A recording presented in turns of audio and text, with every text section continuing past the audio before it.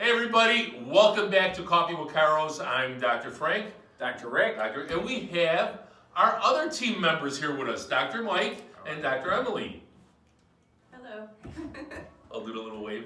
So today what we want to do is we want to discuss a little bit about chiropractic, vitamin D, allergies, but we're going to give you a little bit of a bonus. We're going to talk to you a little bit about these things, masks.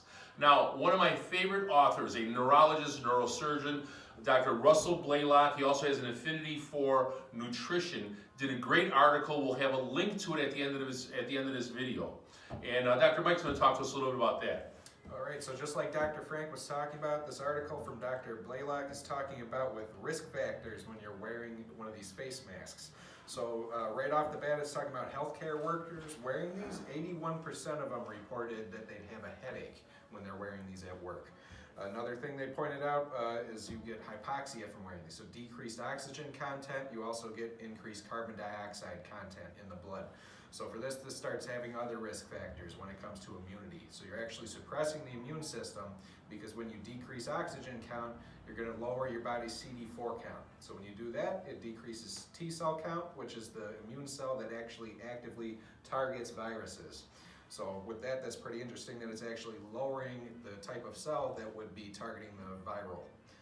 And then last thing it talks about in here as well, when you do wear the face mask, instead of exhaling that virus, you're going to be recirculating the virus in and out again. So initially, people who have worse responses to coronavirus, for instance, they are noted with increased count for virus. So with this, instead of you decreasing the count of virus in your body by exhaling it, you're increasing the count by re-intaking that same virus. Dang, he's good. He is. We better worry for our jobs right now.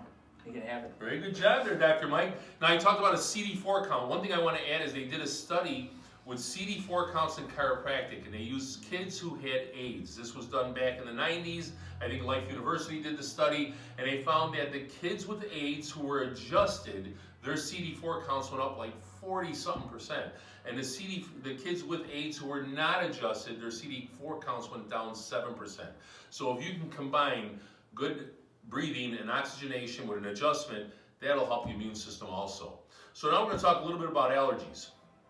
And one of the things about allergies that we're finding is that not everybody has them. Why do some people have them and some don't? Are we seeing more allergies, Dr. Emily, nowadays? Absolutely. Yeah, why? Because the season's changing, the Yeah. environment's changing. Everything's changing, and but the environment changes, and I don't see you sniffling. No? Why is that?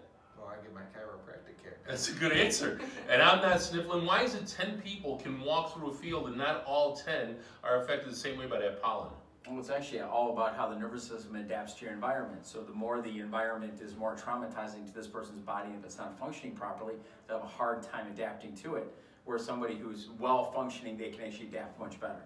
Can you tell me about the word adaptogenic? Adaptogenic means basically that they can adapt to their environment, so they can actually even out. They can actually meet an even keel. What helps the body be more adaptogenic? Body functioning is at 100% all the time through chiropractic care. So it's a nervous system thing? Nervous system thing. That's it? That's it. All right. So we want you to get your adjustments because that'll help your nervous system adapt better to its environment. It helps you shiver more when you're too cold. It helps you perspire better when you're too hot. And it helps you adapt better to the pollen and the things that are in our environment that are causing allergies. Now, one other thing we want to add in is vitamin D. Dr. Emily handed over a great article that talked about vitamin D, and it talked about COVID patients. They broke into 4 categories. One category was COVID with mortality. People died from it. The other category was severe, moderate, and mild. The moderate, severe, and very severe with death, all of them had only between 3 and 6% of them had normal amounts of vitamin D, the adequate amounts of vitamin D. The COVID patients who had only mild symptoms had 96% of them had adequate amounts of vitamin D. We're also finding that we just went over an article today, didn't we? Normal amounts of vitamin D, adequate amounts of vitamin D help with rhinosinusitis. Say that 3 times. You can send us a video saying that 3 times. Rhinosinusitis helps with allergies. So let's do some things. Let's get better oxygen.